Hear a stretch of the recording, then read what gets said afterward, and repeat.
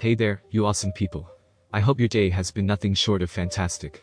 Welcome back to a brand new episode of What If Deku ate the Gomu Gomu no Mi. Izuku used to be quirkless, but that all changed when he sunk his teeth into an unusual fruit, granting him the power to stretch his body like rubber. With this newfound ability, he's on a quest to become the ultimate hero. Don't forget to shower some appreciation onto the incredible author responsible for this fanfiction. The link is conveniently waiting for you in the description box down below. If you're totally vibing with this what if scenario, drop me a comment and let your thoughts be known. And while you're at it, don't miss out on other mind-blowing what ifs on this channel. Alright, without further ado, let's dive straight into this video. Izuku quickly said his goodbyes to his classmates before rushing out of the dorm to meet up with Tagata. He was anxious and excited for his first day at his new work internship. He wasn't the only one, though. He had heard from Michako that she and Tsuyu had been asked by Nighteye to come with her. You ready? Asked Tagata as Izuku pulled up next to him. Got your hero suit with you? A fresh pair of underwear? Yep, nodded Izuku excitedly. Let's go. That's the spirit. Grinned Tagata. Once we arrive, I'll give you a brief intro to the other heroes that work with Sir. You already saw Bubble Girl, but there's also Centipeder. He's currently on another mission, so you won't be able to see him yet, but he's really nice. Kids get scared of his head, though, which is a shame. I look forward to working with them, nodded Izuku eagerly. Soon, they arrived at the Nighteye agency, where Nighteye was already planning the day out. Today is patrol and surveillance, stated Nighteye. Mirio will be with me on surveillance, while Bubble Girl will be with Midoriya on patrol. Originally, he had planned to have Izuku patrol with Mirio, as a way to showcase to Izuku how Mirio was the better choice, but a stern warning from Toshinori and a phone call from Gran Torino made him change his mind. Nighteye couldn't help push off a shudder from the thought of Gran Torino personally coming over to educate. He had suffered under Gran Torino's tutelage and initiation when he expressed his desire to become All Might's sidekick. So he decided to ease Izuku in via Bubble Girl, whom he knew would be up to the task. Not to mention, this would be a good time to teach Mirio the finer points of surveillance. Nighteye and Bubble Girl went over the target of interest being Chisaki of the Yakuza, with the man's defining trait being that he wore a plague mask all the time. With the rise of heroes and villains, the once famous Yakuza groups of Japan fell from its glory, now being treated as small-time thugs. Still, the Nighteye agency had discovered the League of Villains, and the Yakuza group had made contact with each other. So they were closely monitoring the Yakuza group, though were unable to make any arrests, as nothing illegal had been discovered yet. Have you done patrols before? Asked Bubble Girl as the two walked on the streets. Some. Kamui Woods had me go with him and went over the basics of it, nodded Izuku. Good, but I'll go over some of the basics again just in case, smiled Bubble Girl. It doesn't hurt to always get a refresher on the basics, especially since you're a first-year student.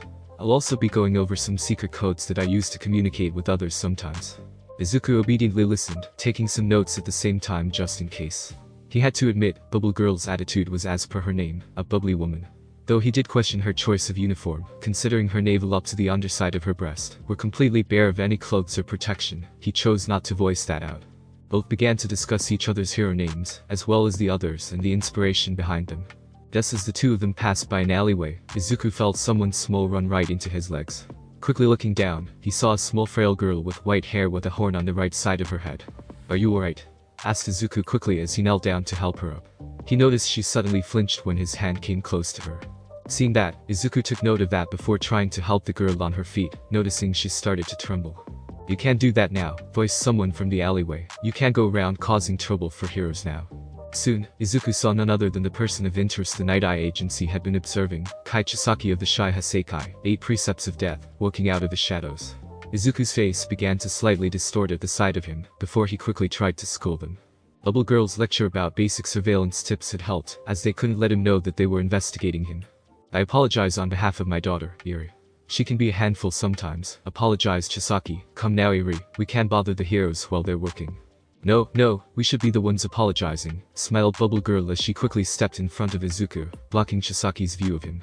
At the same time, she let out a small bubble that floated towards Izuku before popping, letting out an orange scent as it did so. Izuku immediately recognized the scent as a warning to leave everything to her and to follow her lead. That mask of yours is quite unusual, started Bubble Girl. Do you have trouble with the city air? I could recommend a better mask filter that doesn't stand out as much. It must be a hassle to turn it on, not to mention the weight. No, I'm just a bit sensitive to filth, replied Chisaki with a warm voice. As much as I appreciate the offer, I'll have to decline. I'm a bit partial to this mask now, since I made it myself. I've long gotten used to the weight as well as turning with it, so there's no point in changing it. It's my first time seeing that young hero with my daughter. Is he a rookie? Yay, he's interning with me.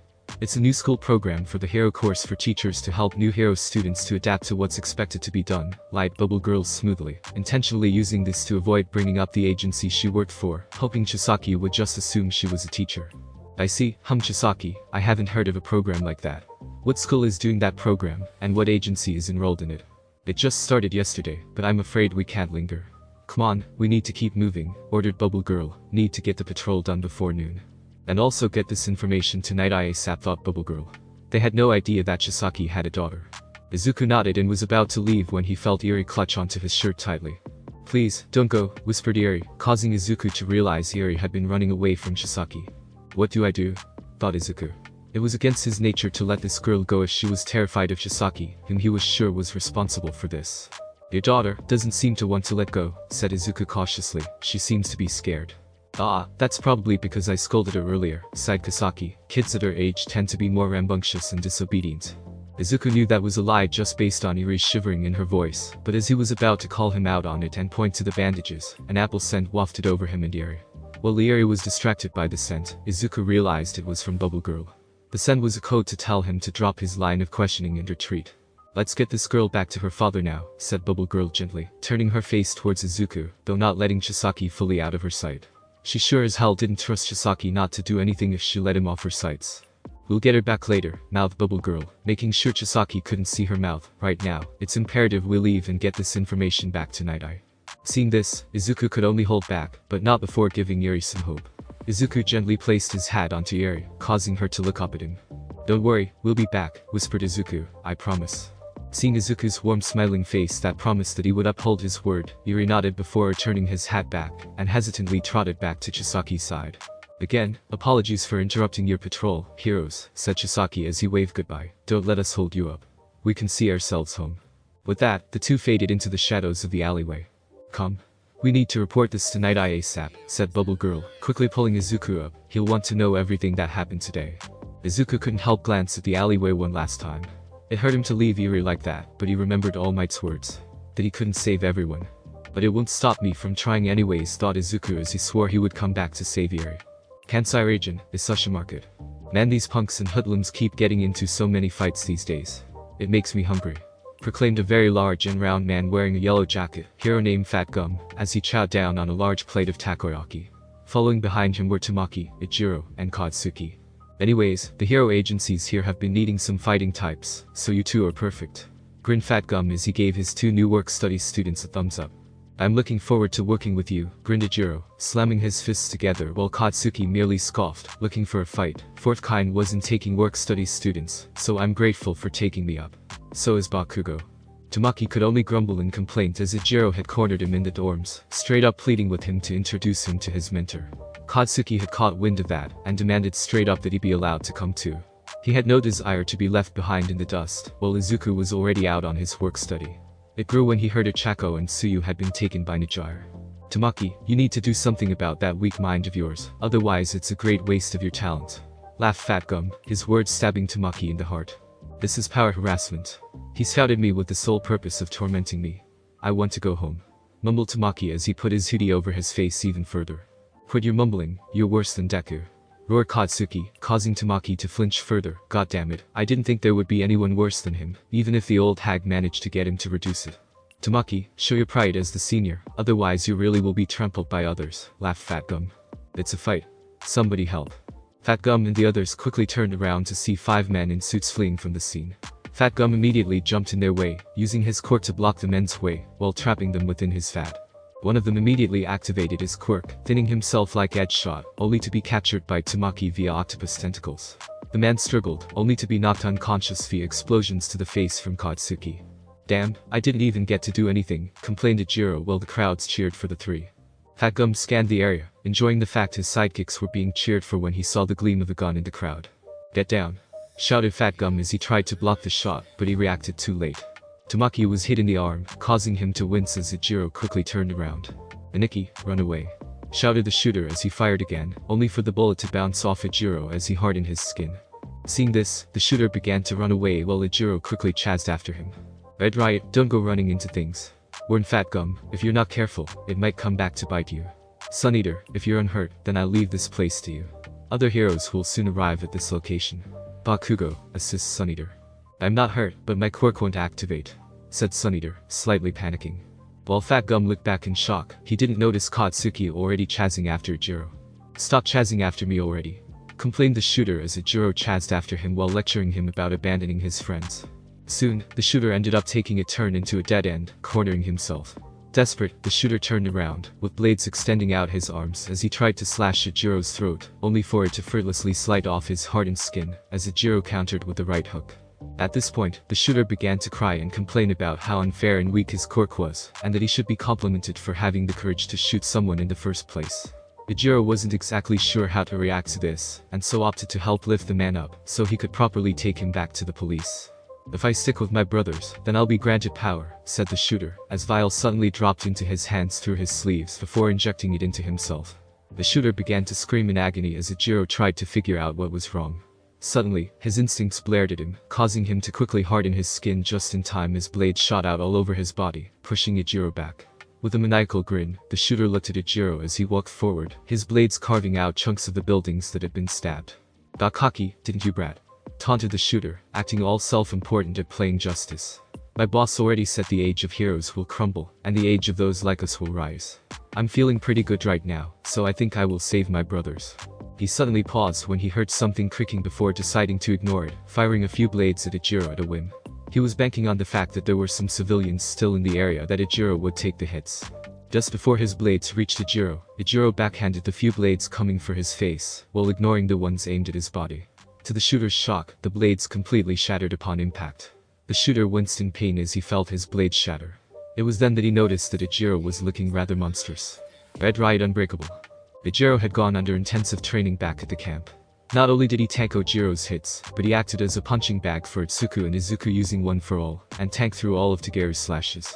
Compared to them, this shooter's blade quality was just dull and weak. Ijiro charged towards the shooter, who decided to withdraw all his other blades before focusing them all in one spot, hoping through quantity that he could pierce through Ijiro's defense. However, to his horror, as soon as the blades made impact, he felt himself being pushed back. Ijiro growled as he pushed forward, making sure all the blades were aimed at him only, and that none of the civilians behind him would be hit. Ijiro then punched the blades, shattering them all, causing the shooter to flinch in enormous pain. Before the shooter could regain his bearings, Ijiro was already in front of him with a clenched fist. Ultimate move. Red Right Turd. Ijiro landed a huge blow to the stomach, causing the shooter to almost puke his guys out as he crumpled to the floor. As the civilians began to gossip at the guise of Ijiro sighed as he released his unbreakable form. After all that intense training, he was able to hold his new form for a good 2 minutes. Ijiro began to walk up to the shooter, who began bawling his eyes out once more, begging to be let go. When Ijiro refused while trying to sympathize for the man, the shooter retorted selfishly that he didn't care about Ijiro's story, before using his quirk to fire his blades behind his back into the ground. The resulting effort catapulted him past the surprised Ijiro, who quickly broke the supporting blade with an elbow. So predictable. I'm saved. I'm escaping, and there's nothing. The shooter's rant was interrupted when the gloved hand suddenly grabbed the shooter's face. Mommy thought the shooter as soon as he saw Katsuki's face, who he could see wasn't as naive as Ijiro and itching for blood. He really wished he could take Ijiro's attempt at arrest now, and wondered if it was too late. You wanted to run? Well then, let me help you. Grinned Katsuki as he began to spin, using his explosions to accelerate his spin. The explosions came not only from his free hand, but from his boots as well to accelerate it even further. After 5 rotations, the shooter was already beginning to lose consciousness due to the G-force, until Katsuki finally fired him directly at Fat Gum, who had just appeared. Fat Gum immediately trapped the man within his fat, though he could tell the shooter had already lost his will to fight. Well, I see you two already learned the best way to suppress an enemy. Grinned Fat Gum, a villain can win through a variety of ways. Killing, running away, beating us up so bad that we can't recover, etc. On the other hand, the only way heroes can win is to capture without casualties. The key to fighting the villain is the way you've already done it, suppress the villain until they lose the will to fight. Good job, you two. I didn't do much, muttered Ijiro, feeling slightly ashamed of almost letting the villain escape. I still have much to do to catch up to them, thought Ijiro, thinking about the monster trio of Wana when he felt Katsuki smack him on the head. Idiot, you stopped him from hitting the other civilians, didn't you? Said Katsuki, pointing over to the civilians, who were cheering for Ijiro. Didn't you swear you'd be someone who never faltered? Then keep going forward. Course you'll never pass me, but better to just pussy out and use a shortcut like that idiot did. Ijiro couldn't help but smile at Katsuki's brand of kindness mixed with an insult, but he took it anyway. As the villains were being led away, Fat Gum frowned for a bit. He had long heard of the drug trigger, a drug used to amplify quirks, but he had never heard of one that erased quirks. He couldn't help but be worried about that when one of the policemen brought over the evidence on the scene. As suspected, the bullet that hit Tamaki wasn't shaped like a regular bullet, but it was already shattered into pieces that it couldn't be easily assembled. However, a second bullet that had bounced off Ijiro was still intact, meaning they could run some sort of analysis on it. What worried Fat Gum more was the sharp needle at the end of the bullet, which looked like it was supposed to inject the contents of the vial into a person. "Get this to analysis as soon as possible," ordered Fat Gum. "We need to find out what this is." Several days later, Izuku looked over to his phone to see Nighteye had requested his presence at a location at 10 AM sharp. Quickly organizing his items, Izuku quickly said his goodbyes. He saw Momo already leaving to find Melissa to discuss creating some different compounds, and even some theoretical ones. Izuku had already left for her work study with an agency she had managed to find. "Better get going," mumbled Izuku as he finished packing, quickly going down the elevator and out the exit in time to see Ijiro waving goodbye to Mina with Katsuki waiting outside, yelling at him to hurry up. "Yo, Midoriya," greeted Ijiro. "Are you going out for your work study today, too? What a coincidence. I got called in," nodded Izuku, "though they told me I didn't need my costume today." "You three are also going out?" asked Chako as she and Suyu came out the entrance. "We got called in, too." "Just hurry up. I've been waiting," shouted Katsuki. "Let's just get to the station and go wherever we need to go." The five left for the station, being escorted by a passing hero. It was at the station they all saw they were taking the same train to the same station. Passing it off as coincidence, they sat in the train in silence, with Katsuki and Ijiro taking one row, while Chako and Suyu sat next to Izuku. However, when they all ended up going in the same direction and taking the same turns, their suspicions grew until they saw the big three standing in front of a building, as if waiting for them. They all entered the building, taking the elevator to the top floor, before seeing not only the hero agencies they were working for, but various other heroes from all over Japan, from famous to local minor heroes. "Gran Torino. And Aizawa-sensei," exclaimed Izuku in surprise as he saw the two were talking to Bubble Girl. What's all this? What are we going to do?" asked Nighteye excitedly as she went to hug her current mentor, the number 9 hero on the hero billboard chart. "JP, you said it was a meeting, but what's it about?" Ryukyu had already grown used to her antics as she gently pushed her down. "You'll find out soon enough. We're going to start soon." True to her word, Nighteye began the meeting, first thanking everyone for the information they had provided, before notifying them what the Shai Hassaikai were planning. As soon as all of them sat down, Bubble Girl began to start the meeting off about the investigation the Nighteye agency had on the Shai Hassaikai. While most of the heroes did not mind that children were present, one hero named Rocklock was annoyed about it, and didn't hesitate to voice it. Katsuki had been ready to insult the man, only for a quick shin whack from Gran Torino to shut him up for a while. Nonetheless, the agencies each of them worked for were more than ready to defend them. As the meeting continued, it became clear the meeting took a darker and darker tone, when it was revealed the bullet that had bounced off of Ijiro contained human blood and human cells. Then, it came to the point that Chisaki's Aka Overhaul quirk was revealed to have the power to disassemble and reassemble any target he chose. With that, it was entirely possible that Chisaki was responsible for creating the bullets that destroyed quirks. Not only that, but with the discovery of a daughter who had bandages wrapped around her limbs, it was very likely that she was disassembled to help create the bullets before being reassembled once again.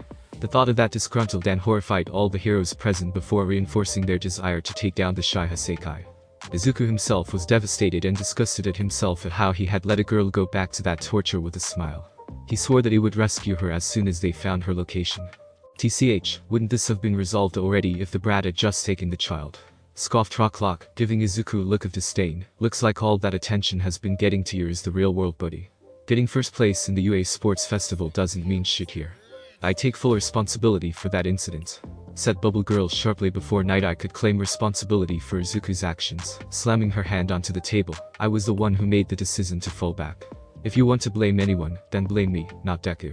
You can bring it up to the board if you want and demand my license to be suspended, but I won't let you drag him in the dirt just for your own ego." Rocklock was about to snap a reply when a hand suddenly landed on his shoulder. Though it didn't make any sort of sound or injury, Rocklock suddenly felt like he was being pushed down by the presence alone. Slowly looking at the source of the hand, he saw Toshinori had been the one to put his hand on his shoulder. Despite having retired and not in his muscle form, Rocklock couldn't help but shiver at his presence. "Looks like you arrived, brat," stated Gran Torino with a smirk, having noticed he had come into the room silently with Namosa, moments before Fat Gum had revealed what was in the bullets. He also pleasantly noticed despite his emancipated state, Toshinori was starting to look healthier and less bony, gaining some healthy weight. Looks like David Shield's regeneration pod, along with his new girlfriend's cooking and stuff, is working, thought Gran Torino, happy with the fact Toshinori was recovering from that dreadful injury. That's enough, stated Toshinori. With a dangerous quirk like that, Bubble Girl was concerned about the collateral damage. Whether or not it was the right call, it has already happened. We should focus on what we can do right now, and not squabble about the past and nitpicking on actions. Toshinori was gently patting Rocklock's shoulder with every few words, as if to punctuate his statement, but to Rocklock, it felt like he was being hammered down into the ground, despite the fact Toshinori hadn't put any strength in those pats. Rocklock could feel whimpers crawling out of his throat, hoping Toshinori didn't change those pats into a smash. Not only that, I'm sure young Midoriya is just as frustrated, if not the most frustrated one out of everyone, and is eager to prove himself a man of his words, right? Grinned Toshinori as he gave Izuku a gentle pat. Damn right, shouted Izuku as he stood up. I made a promise that I'd come back and protect her, and I'll do it. And that will be our goal, stated Nighteye. The discussion went back to focusing on how to track Eri, the possible locations of each property the Shy Hasekai had, and increasing the chance of accomplishing the goal in one shot, without having it blow up in their face. Some heroes were disgruntled at the slow pace Sir Nighteye was going at, but the more calm heroes understood his thought process. Shota asked for clarification on Nightaye's quirk, along with the suggestion that he just look into the future to foresee the outcome, but was quickly rejected by Nighteye himself. Though he could do so, if the future of the said subject was death, it made it difficult for him personally. Because of that, he refused to see the future of his colleagues. Rocklock tried to argue that he could avoid it, but Nighteye shook him off. After all these years, you still carried that weight, sighed Toshinori, knowing that fear stemmed from seeing his future.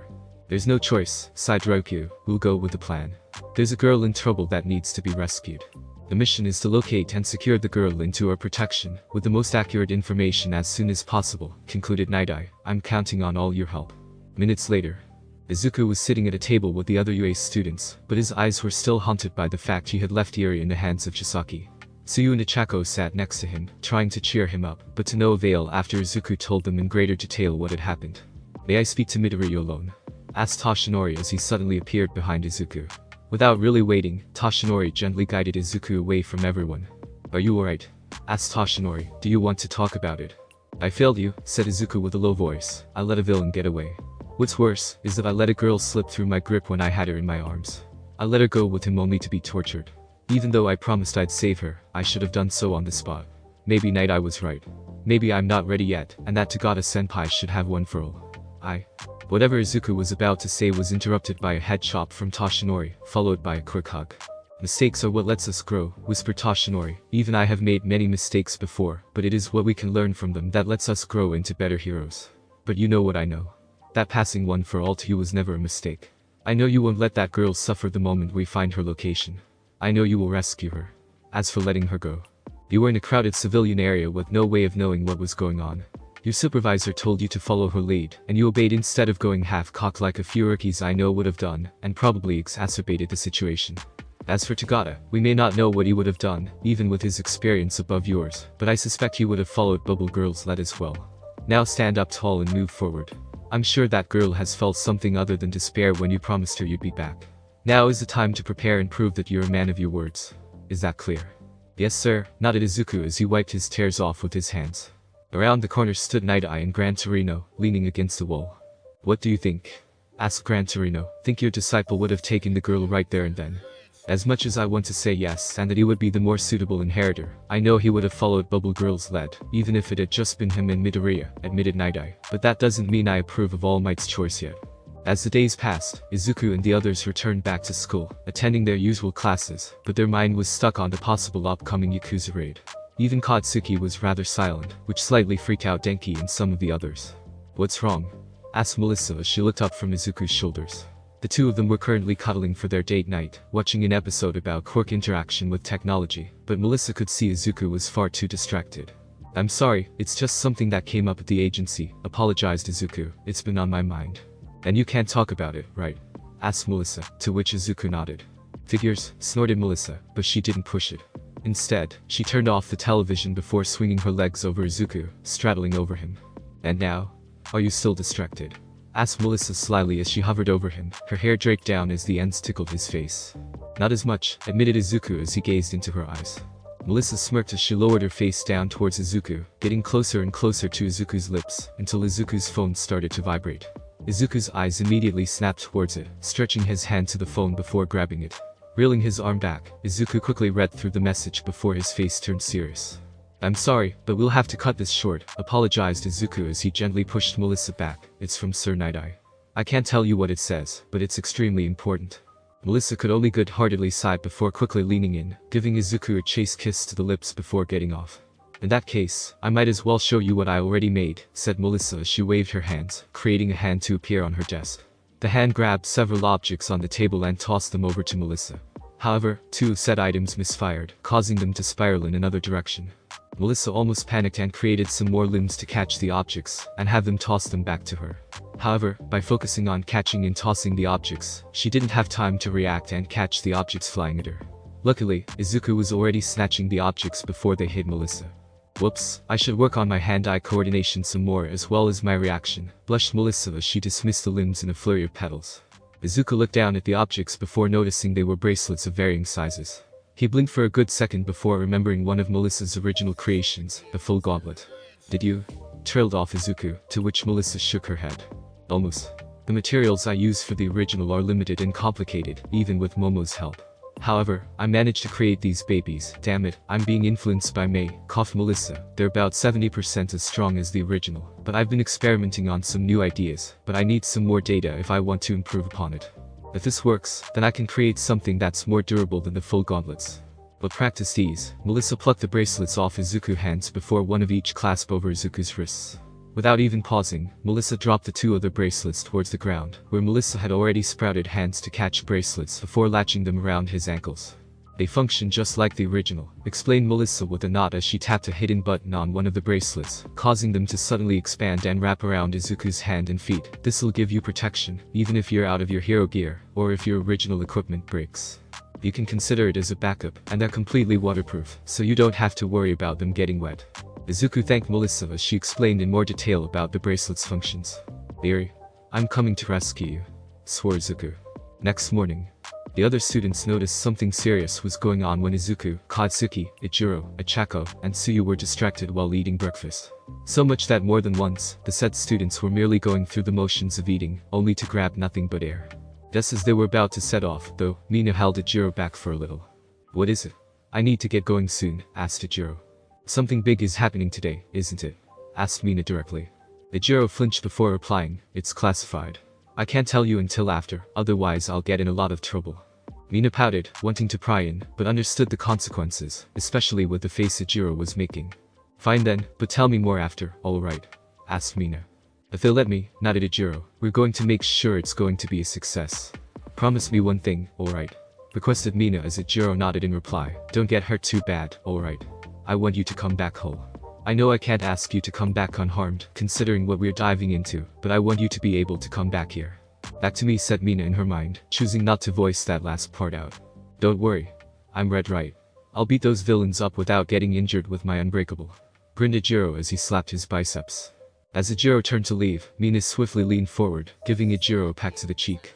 However, this peck was dangerously close to the corner of his lips. As Ichiro stood there stunned at this, Mina pulled back a little before whispering, "Just a preview for you to remember what's waiting back here." With that, Mina pushed Ichiro forward before heading back to her room, giving a little extra emphasis to her waist as she walked away. "Boy, shitty hair. Stop daydreaming and let's go," barked Katsuki, causing Ichiro to quickly snap out of his trance and run back to the group. "She's still at the stronghold," shouted Rocklock after Nighteye revealed that despite discovering Eri's existence, Chisaki had not moved her at all. While Rocklock began to complain about the uselessness of their investigations, Nighteye quickly corrected him, stating that they only found this new information yesterday, before pulling out a girl's toy from under his desk. Though the other heroes were confused about how such a toy could lead to the discovery of Eri's location, Nighteye began to explain the situation. How a member of the Hisaki bought this today, with the keywords being he was buying them for a little girl. Nighteye approached the man under the false pretense that he was buying one from himself, and recommended the model he had brought out. Giving the Yakuza man a friendly pat to the shoulder, Nighteye activated his quirk, reading into the future to see the Yakuza presenting the toy to Eri. "We know where they'll be thanks to our stakeouts," declared Centipeder. "A warrant has already been issued by the police," confirmed Bubble Girl as she gave a little pose, "so all that's left is to get in there," stated Fat Gum. "Then let's go." Izuku tightly gripped his fists as his eyes narrowed in determination. "Let's do our best, Midoriya," stated Mario next to him, patting his shoulder. He was just as eager to rescue Eri from Chisaki's hand. What Izuku didn't know was that Nighteye had presented the situation to Mirio and asked him what he would have done in the situation if he had gone patrolling with him. Mirio's first answer was to say save her, but when Nighteye reminded him that he didn't have all the information at that point in time, Mirio had to admit he would have done the same as Bubble Girl. Meaning he would have left a small girl in Chisaki's hands without knowing what he was doing to her. The thought of that horrified him, but only made him more determined to help rescue Yuri. Everyone quickly suited up in their hero costume before heading out. After a quick meet-up with the police, the raid was set to proceed at 8:30 AM. During that time, both heroes and the police force were double-checking their gear and getting ready for the raid. At that time, Izuku noticed that Gran Torino wasn't here before being informed via call from All Might that he was currently working on another case with his detective friend, Namasa, on gathering and possibly capturing a member of the League of Villains. Soon, they were all at the front of the Yakuza's residence. Remember, the moment I finish reading the warrant is the moment everyone charges in. I'm counting on everyone to move swiftly, reminded the police chief as he raised his hand to ring the doorbell. TCH, he keeps saying the same thing over and over again. It's like he doesn't trust us, disdained Rocklock. You know that's not what he's trying to project, dismissed Fat Gum. Rocklock merely lifted his chin pridefully. In the first place, these Yakuza guys are living secretly in the shadows. If they see all these heroes and police, they might just curl up on themselves. They better fucking not, barked Katsuki. Just as the police chief had been about to press on the doorbell, the door was flung off its hinges as Rikita Katsukum punched through the door, sending 3 policemen flying in the air. Izuku immediately stretched his arms to catch 2 of them, while Eraserhead threw his capture cloth to snag the last one from the air. What do you want? Demanded Rikita as he slowly turned his head to look at the crowd, bringing all these people so early in the morning. While Rocklock and a few other heroes were caught by surprise that the Yakuza would so blatantly give off the first strike, one person was already jumping at Rikita. Die! Shouted Katsuki, his hands already pointed at Rikita with explosions rippling through. When Rikita had punched through the door, Katsuki had already seen Izuku and Shota reacting to rescue the flying policeman. Knowing their nature to rescue, Katsuki opted to attack. Rikita was met with an explosion to the face, sending him stumbling back a few steps. Ow, that hurt. But I'm more awake now. Slap. Rikita found himself floating in the air for a second, only to be suddenly slammed into the ground by Ryukyu, who had used her quirk and transformed into a dragon to subdue Rikita. Though, the Ryukyu agency will take care of this one. Everyone else, go forward, shouted Ryukyu as she held a firm grip on the villain. While Katsuki wanted to continue fighting the Rikita, he opted to reluctantly follow orders, as everyone else was charging in, while the members of the Ryukyu agency stayed back to help Ryukyu secure the villain. As most of the other heroes and policemen charged forward, they were met with much more resistance than they thought they would encounter. All the henchmen charged forward without hesitation, clogging up the rush. Just break through, shouted one of the heroes, we'll handle this. In the end, the Nighteye agency, Fatgum agency, Rocklock, Eraserhead, and the police chief along with a few of the policemen, made it through the mass, breaking through the front door. While Fatgum made a quick apology to the general direction of not taking off their shoes, they followed Nightaye's lead. Nighteye himself was replaying the reel he had seen with his quirk inside his mind, following the man's lead until quickly stopping before a wall with a vase. Nighteye removed the vase, placing it on the floor before pressing down a specific pattern on the wood it was on. Seconds later, the wall began to shift to the side, revealing a hidden entrance. Bubble Girl warned Centipeder as he detected 3 more behind the wall. The instant 3 Yakuza members came charging out, Centipeder easily subdued 2 of them by coiling his extended arms around them, while Bubble Girl blinded the man with some foul-smelling bubbles that popped onto the man's eyes, before subduing him onto the ground. Go on. We'll take care of up here, said Bubble Girl, ignoring the man's wailing. As the group began to descend down the stairs, Izuku heard Bubble Girl call out to him.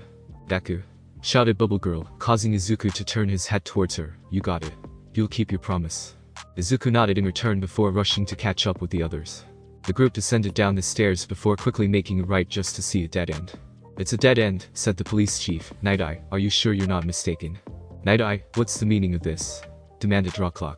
I'll take a look, suggested Mirio as he took off his helmet, quickly phasing his head through the wall.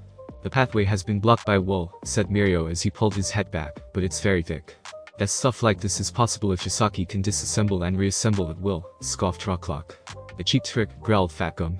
It just means we cause him trouble if we win this way, grinned Izuku as he charged up one for all within his body. Damn right, agreed Jiro as he hardened his fist. He's thinking too lightly of us if he thinks this can stop us. The 2 of them destroyed the wall easily, creating a hole for the rest of the group to follow through. However, before they could go even further, the whole hallway began to distort, shifting and twisting. This isn't Chisaki's doing, it's warping, so it has to be the general manager of the Shai Hasaki, Joy Rinka. shouted the police chief. His quirk, Mimic, allows him to go into objects where he can freely control them from within. He must have gone into the concrete that makes up this underground tunnel and turn it into a living maze. But this scale isn't it too big? Astra clock, his limit should be about a fridge. If he gets enough boost, it's not impossible, is it? Said Fat Gum, hinting the fact that since they supplied the drug trigger, it would make sense they had some for themselves. Fat Gum quickly turned to Eraserhead, hoping he could erase the quirk, but to no avail. Eraserhead needed to be able to see the user's body in order to turn it off. Tamaki started to panic, only to be quickly calmed down by Mirio himself. No matter how much he warps the passage, as long as I know the right direction, I can get there, declared Mirio as he charged forward, phasing through the walls Chisaki had put up. I'm going after him to back him up, shouted Izuku as rushed forward. Despite the wobbly floors, Izuku had no real problems traversing through it. Nor did he have to worry about rolling his ankle due to his rubbery body, and any obstacles that were in the way were dealt with via brute force. I can't stop the first one due to his ability to phase, but this would drop to Rinka as Izuku bypassed the walls by kicking a hole into them. Even if he was making slower progress than Mirio, just two of them won't make a difference. Besides, they're kids. The others will be more than enough for them. With that, Rinka focused on creating a hole to drop the others and delay them. After that, he focused on the policemen that were still inside the tunnel. Katsuki growled as he was running with the group. He had wanted to deal with the three pawns, but a strict order from both Fat Gum and Eraserhead made him follow. The Yakuza chumps up on the ground floor were barely a warm-up for him, and he wanted to fight someone stronger. Don't worry, Sun Eater is very strong, stated Fat Gum towards Katsuki and Ichiro. Have confidence in him.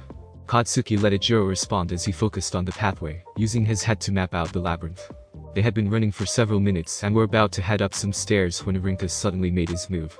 The pillar slammed into Eraserhead, intending to separate him from the group, as he was deemed the biggest threat. Sensei, shouted Katsuki as he tried to blast the pillar into pieces, only for several more pillars to form and block the blasts.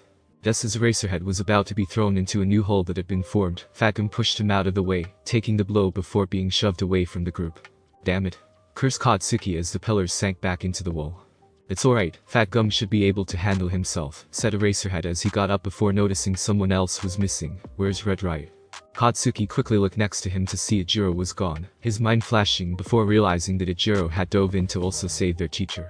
Most likely with Fat Gum, grunted Katsuki. He jumped at the same time Fat Gum did, and probably sank into his fat stomach. In that case, you with me, ordered Eraserhead. You would usually fall under Fat Gum's orders, but since your senior officer is currently separate from you, I'll take over for now. I expect you to obey my orders, is that understood? Yes, sensei, grunted Katsuki, disliking the situation, but understanding that this wasn't the time to go about alone. Shit hair, you better get back. Thought Katsuki, you wanted to chase after us, didn't you? Don't fucking fall here. Fat Gum tucked himself into a ball as he rolled and rolled through the tunnel, before finally coming to a stop on flat ground. He was surprised to see Ijiro had somehow gotten stuck with him, but waved it off as something unavoidable. Suddenly, the two of them could hear steps rapidly approaching them, and quickly turned around to face the source to see a tall man with a black plague mask covering his whole face, named Kendo Rappa, charging towards him.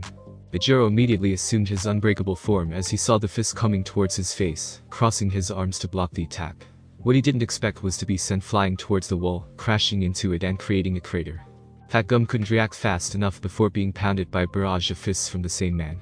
He quickly took a back step to create some space before glancing over to Ijiro, who was breathing heavily as prominent cracks could be seen on his arms. You know what I think? Asked the man as the dust began to settle. It's boorish to use guns or blades in a fight. Anyone who has those can win. That's not a real fight. It's better to kill each other using the power living inside you. I wonder if you can understand. Fat Gum replied by throwing a fist with all his formidable weight behind it, only to clash against a barrier that suddenly formed to protect the man. What? A barrier? That felt like punching a steel wall, thought Fat Gum as he was forced back from the impact. Soon, another man with short spiky blonde hair named Hikiji Tengai stepped out from the shadows, Fat Gum, and a boy who can harden his body. HMPH, both have quirks that are good for defense. It's a shame, though, isn't it, Rappa? Rappa responded by attacking Fat Gum once more with a barrage of punches. Shit, these punches, even with my fat, the damage still goes through. It's like a high-caliber piercing bullet, thought Fat Gum as he winced in pain. Excels in defense, eh? He looks like he can barely stand, grunted Rappa. Well, I guess it's good enough that they didn't turn into mincemeat after the first barrage. These people's quirk wasn't on the intel. Are they from an outside source? A rush attack of bullets in the barrier, that'll be problematic to fight, thought Fat Gum. We are spear and shield while your team only has a shield and shield, stated Tengai calmly as he held his forehead. Huh? What sort of fight is that? asked Rappa in confusion before shrugging it off. Although I don't know if the boy over there can really be called a shield, concluded Tengai, glancing at Ijiro's cracked arms. Rappa remained quiet, but something in his mind told him that Tengai was underestimating Ijiro. He could see despite the injury and the shaky legs, something was inside Ijiro's eyes. It wasn't despair or hopelessness, but rather a burning will to fight despite a bruised body. Fat Gum glanced over and saw those burning eyes too, and decided to focus up front. If Ijiro could get back up, then he'd buy the boy time to stand back up. Remember Red right? Eliminating the villains is all about making them lose the will to fight as quickly as possible. Shouted Fat Gum, let's crush these small fries and get back to everyone. It seems they intend to win against us, Rappa, mocked Tengai. What a great guy. Grinned Rappa, happy to have a chance to get a good fight in. Thanks for listening. I do hope you enjoyed. If you want the next part of this video, like, subscribe and comment down below, and turn on the bell notification. And also check out other videos that I have created and enjoy. See you in the next video. Peace.